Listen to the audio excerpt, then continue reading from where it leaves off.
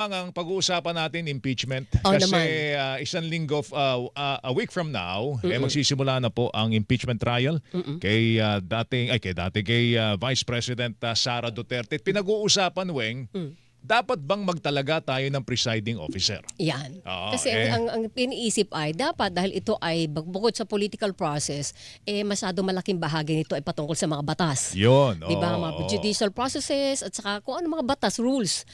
Ang tanong daw kaya ba ito ng kasalukuyang Senate President na hindi isang Hindi abogado? naman siya isang Oo. abogado. No? Kailangan bang abogado talaga? Yun nga ang tanong no?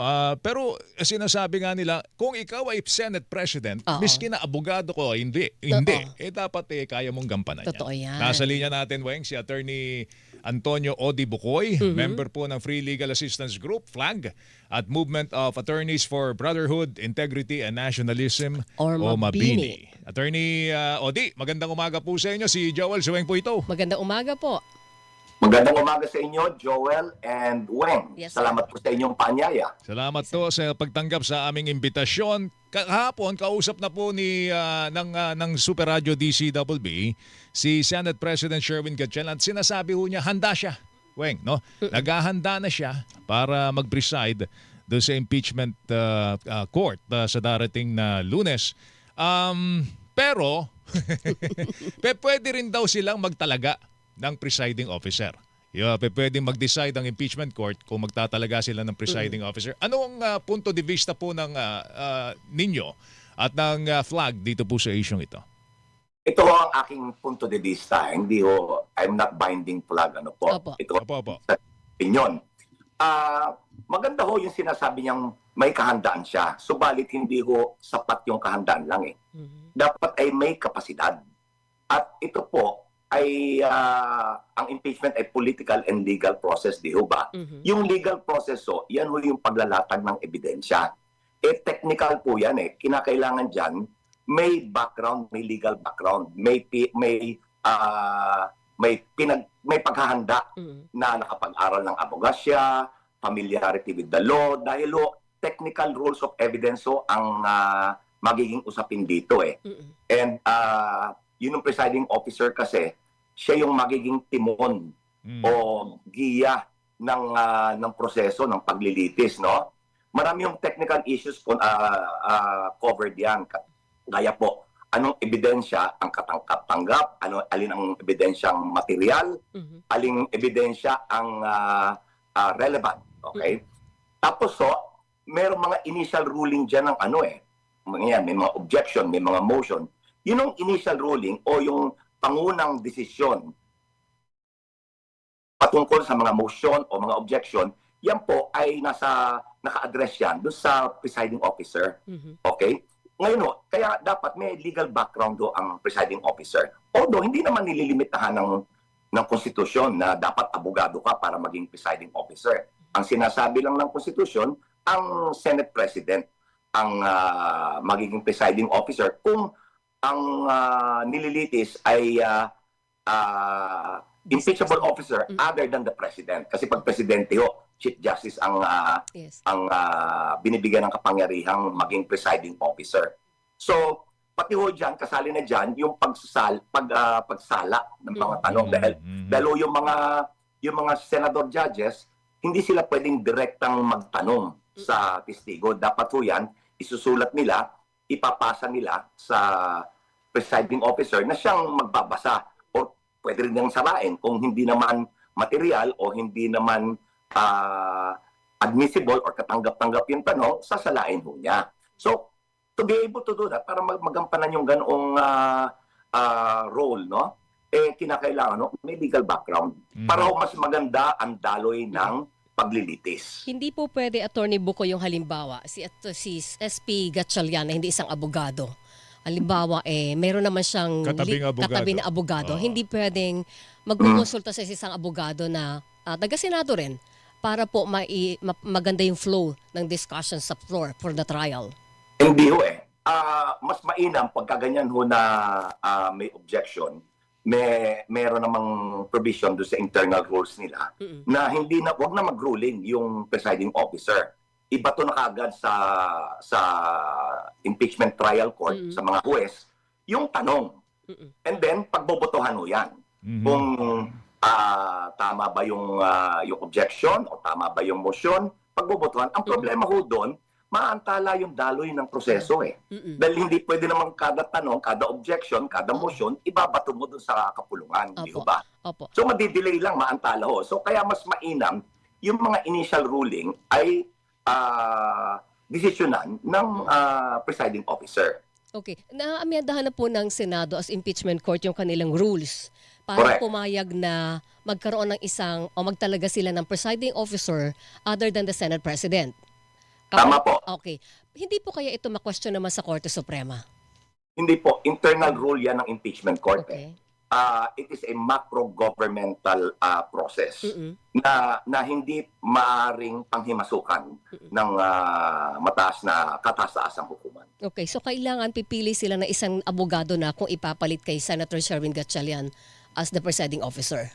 Mas mainam po yan. Mm-mm. Ang pagpipilian naman nila, dalawa lang abogado kung ating susuriin, ano? Tatlo po, tatay, lima. Ang abogado po dyan, yung dalawang Cayetano, si Senator Marcoleta, dalawang Francis Weng, Oo. Francis Escudero and Francis Pangilinan. Oo. Ayun, I lima. stand corrected. Apo, I stand corrected. lima no? po, lima. Tama po kayo dyan. Subalit, hindi ko nakikita ang mayorya ay Ibibigay. iboboto nila as Senate President, as presiding officer. Oo. Yun nasa kabilang panig. Opo. Kasi bias na yan eh. May bias na. Like, gaya ho nila, ang tinatawag nila, puro DDS senator. So, may killing na. May sinasakripisyo na yung kredibilidad ng proseso at ng presiding officer. So, marami hong maraming anggulo dyan. Pero hindi ko ho nakikita na papayag ang mayorya na ang mag-preside o ang mamuno ng paglilitis ay yung alam na natin na may bahid ng kinikilingan. So, dalawang Francis lang ang pagpipilian natin. Francis Opo. Escudero at Francis Francis Pangilinan. Pangilinan. Yung magkatukayo ho. Pero, Kung kayo po ang tatanungin at Attorney Bukoy, opo. sino ba itong dalawang yun? Ang tingin nyong dapat mag-preside sa impeachment court? Okay. Unahin natin si Senator Escudero. Hindi ho maganda yung kanyang naging background last year eh. Inantala niya ang paglilitis. Yung kanyang interpretasyon ng forthwith, yung na dapat ay agad-agad, nagbigay siya ng ibang interpretasyon, na antala ang paglilitis, tapos yung kanyang remand na order, na ibinalik yung articles of impeachment sa mababang kapulungan. Wala namang remand sa konstitusyon tsaka sa kanilang internal rules of impeachment isa ho yan. Pangalawa ho, may pagkabahala ng neutrality o yung walang kinikilingan, yung being neutral, ano po? Dahil kung maaalala ninyo, nag-privilege speech siya na nasa gallery pa si Vice President Sara noon na kanyang tinulig sa yung impeachment proceedings. So makikita niyo na may problema siya sa impartiality o yung walang kinikilingan at being neutral. Pangatlo, yun yung pagkabahala sa kanyang kredibilidad. Bakit po? Kasi kung maalala ninyo, kung siya ay marami yung bahid ng katiwalian although nililitis pa o nasa ombudsman pa, ang problema, saan ka nakakita ng West na magpe-preside, na mamumuno sa isang paglilitis ukol sa pananagutan, kung siya mismo merong problema, may issue sa pananagutan. Nandyan yung kanyang, yung nakabinbin ho ngayon sa ombudsman, yung sinasabi, yung alleged 20% kickback na nagkakahalagang 586 million na dineliver daw ng tatlong tranches doon sa kay isang businessman na si Maynard Ngo na sinasabing bagman niya. Ngayon, ang problema yon, yung credibility ho. Inyong maalala, tinatanggi niya, parang ang lumalabas ho ngayon siya yung parang lumalabas na big fish. Because siya yung pinakamataas ngayon na opisyal na nasasangkot sa flood control. Yung ang mga ebidensya laban sa kanya ay tiyak at direkta. May whistleblower, si Yusek Bernardo. Kaya ho, mahihirapan yung kredibilidad niya sa iba ho, yung ibang mga akusado, like ilang senador din ho yan. Meron pang kay Bongo, meron pang kay Joel Villanueva, di ba?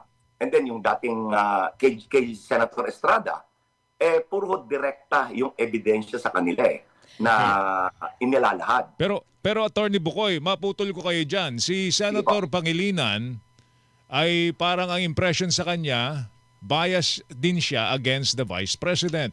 So kung wala pa naman ako. Okay, ang katanungan ho, meron na ba siyang sinabi o meron siyang ginawa na magdidiin sa kanya as a biased presiding officer?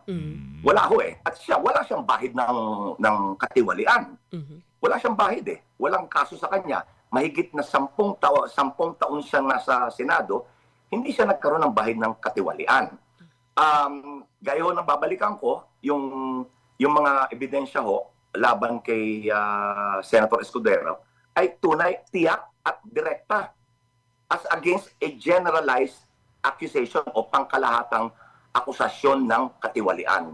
Yung kanya specific Okay. So paano ang tanong dito, Attorney Bukoy, sige, may sabi nila yung kabila ay mga DDS senators ang tawag.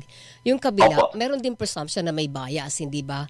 Parang anti-DDS naman sila. Pero paano ba natin bilang mamamayan matitiyak na yung mga senador na dapat tumatayo para sa boses nating mga ordinaryong mamamayan ay boboto ng alinsunod lang sa ebidensya at walang political leaning? Opo. Ganito maliban sa kanilang panunumpa bilang senador, manunumpa uli sila to do impartial justice. So ang atin na lang, dapat tayong umasa, naggagampanan nila yung kanilang pinanumpaan na maging impartial o walang kinikilingan. Walang garansya lahat yan Subalit, ang pagkakaiba, yung mga DDS senators po, like si Chis Escudero, pinakita na nila yung kulay nila Pinakita na yung kulay, talagang may kinikilingan sila. So, yung sa kabila naman, wala pa akong nakikita na outright bias gaya nung pinakita nung nasa minorya ngayon. Alright. Sige po, abangan namin yung mga development. In the meantime, Attorney Odi, salamat Good morning po. Good Thank morning you. to you, sir. Salamat din po. Magandang umaga. Antonio Bukoy, member po ng Free Legal Assistance Group at ng grupong Mabini. Hilingan, walang pinoprotektahan.